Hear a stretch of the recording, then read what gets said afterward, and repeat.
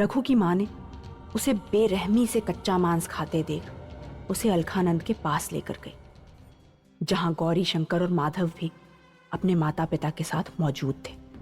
अलखानंद ने उन बच्चों के मन में झांक कर देखने की कोशिश की ताकि ये जान सके कि उनके अजीब बदले हुए बर्ताव के पीछे कारण क्या है। लेकिन उनके अंधकार और चीखों को भांपने के बाद अलखानंद ने खुद को कुटिया में बंद कर लिया। आधी रात के बाद रघु, गौरीशंकर और माधव घर से बाहर निकले और गांव के हर घर की दीवार पर एक उल्टे त्रिशूल का निशान छोड़ दिया। अब सुनिए आगे।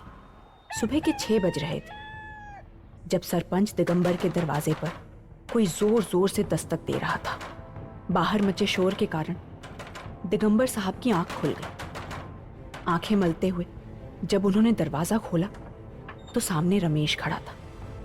उसके चेहरे पर परेशानी साफ साफ नजर आ रही थी। रमेश के चेहरे को देख दिगंबर ने पूछा, कौन आफत आ गई है सुबह सुबह? ऐसे घोड़े पर काहे सवार हो?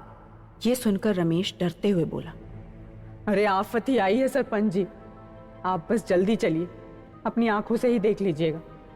दिगंबर मामले की गंभीरता को समझते हुए रमेश के पीछे पीछे घर से निकल पड़ा। बाहर एकदम घुटन का माहौल था, एक पत्ता भी नहीं हिल रहा था।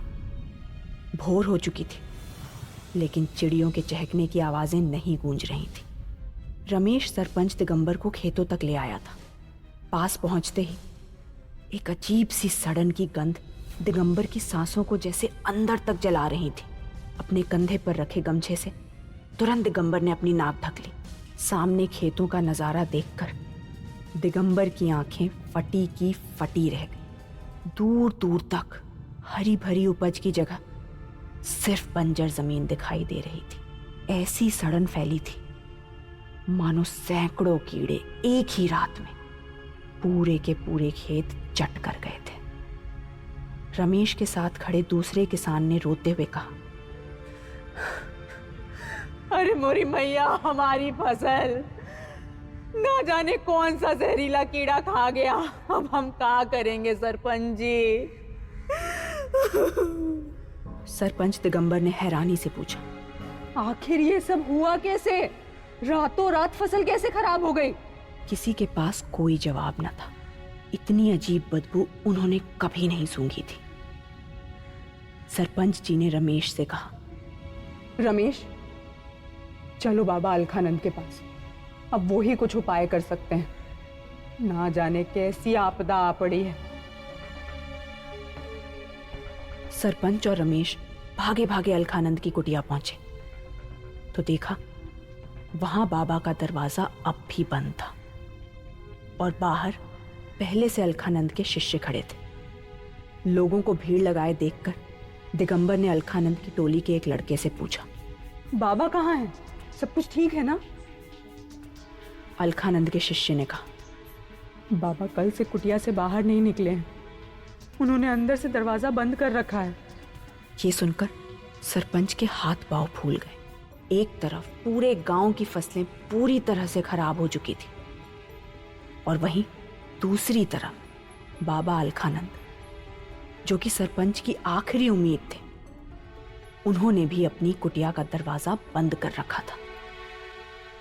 सरपंच अपना सर पकड़कर कुटिया के पास ही बैठ गया। जो कि सरपंच की आखिरी उम्मीद थे, उन्होंने भी अपनी कुटिया का दरवाजा बंद कर रखा था। सरपंच अपना सर पकड़कर कुटिया के पास ही बैठ गया। जैसे जैसे दिन बढ़ा, आसपास दुखी गांव वालों की भीड़ भी बढ़ने लगी। सभी के खेतों का एक सा हाल था। मौसम ऐसा हो रहा था मानो सूखा पड़ गया हो। सुबह से हवा का एक झोंका नहीं चला था। खुले आसमान की तेज धूप में चील कौवे मंडराना शुरू हो गए। ऐसा लग रहा था जैसे किसी अनहोनी का अंदेशा दे रहे हों। जहां भैरवा में एक अनजाने कहर ने दस्तक दे दी थी, वहीं देवीपुर मठ में रुद्र अपनी साधना में लगा हुआ था। अचानक उसे ऐसा लगा जैसे एक ठंडी हवा का झोंका उसके पूरे शरीर को चीरता चला गया। रुद्र की आंखें तुरंत खुली। आसपास देखा तो माहौल बिल्कुल शांत था। रुद्र ने आंगन में आकर देखा, लेकिन देवीपुर का आसमान भी साफ था और मौसम भी एकदम शांत। इतने में सिद्धार्थ रुद्र के पास भागा भागा आया। सिद्धार्थ को ऐसा बौखलाया हुआ देखकर रुद्र समझ गया कि सिद्धार्थ किसी बुरी खबर को साथ लाया था। रुद्र ने पूछा, क्या हुआ सिद्धार्थ, इतने परेशान क्यों लग रहे हो? सिद्धार्थ ने रुद्र के पास जाकर बताया, सरपंच जी का संदेश आया है। गांव में अचानक भारी मुसीबत आ गई है, हमें तुरंत भैरवा के लिए निकलना होगा। तभी मोहना भी वहां आ गई। उसने सिद्धार्थ और रुद्र की बात सुनी और बोली कि वो भी उन दोनों के साथ भैरवा जाएगी। रुद्र और सिद्धार्थ दोनों हैरान रह गए। रुद्र ने मोहना से तुनक कर कहा, नहीं, अब से तुम यही मठ में बाकियों के साथ रहोगी। मोहना ने जिद करके कहा, भैरवा मेरा गांव है रुद्र। रुद्र ने गुस्से में जवाब दिया, और वहां तुम्हारी अब कोई जगह नहीं है। भैरवा के लोग तुम्हें अपना दुश्मन समझते हैं।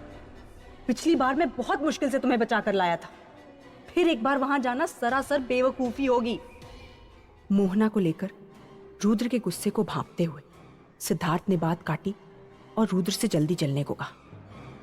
रुद्र ने एक आखिरी बार मोहना की तरफ बेरुखी से देखा और फिर सिद्धार्थ के साथ निकल गया। मोहना ने रुद्र से तो कुछ नहीं कहा, बस वहीं खड़ी गुस्से से उसे जाते देखती रही।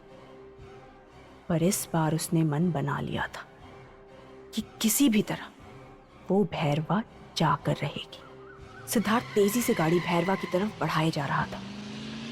उसकी बेसब्री देख रुद्र ने पूछा, आखिर क्या हुआ है सिद्धार्थ, कुछ तो बताओ।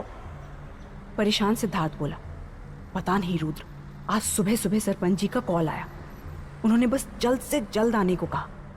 बोल रहे हैं भैरवा में कोई जहर फैला है, सब कुछ सड़ रहा है। रुद्र को बात समझ नहीं आई।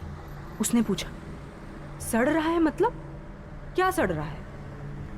सिद्धार्थ ने भैरवा की सरहद पर एक खेत के पास अपनी गाड़ी रोकी और रुद्र से बोला, खुद ही देख लो। दोनों गाड़ी से उतरे। वातावरण में सड़ने की गंध फैली थी। रुद्र उस गंध की ओर बढ़ा। दूर दूर तक जहां तक नजर गई फसल सड़ी हुई दिखी। रुद्र ने पास जाकर देखा तो सड़ी हुई फसल में से काले रंग के छोटे छोटे केंचुए निकल रहे थे। उन केंचुओं से निकलता हरे रंग का लिबलिबा सा पदार्थ ही बदबू फैला रहा था। जमीन पूरी तरह से काली पड़ चुकी थी। रुद्र ने जमीन पर हाथ लगाया और सिद्धार्थ से बोला, सिद्धार्थ, ये जमीन अंदर तक सड़ चुकी है, मानो जैसे जहर घोल दिया हो। भैरवा अंदर से खोखला हो रहा है। आखिर एक रात में अचानक ऐसा क्या हुआ कि सारे खेत सड़कर बर्बाद हो गए? क्या करेंगे अब भैरवा के लोग? और क्या रुद्र इस प्रलय का अंत कर पाएगा? आप सुन रहे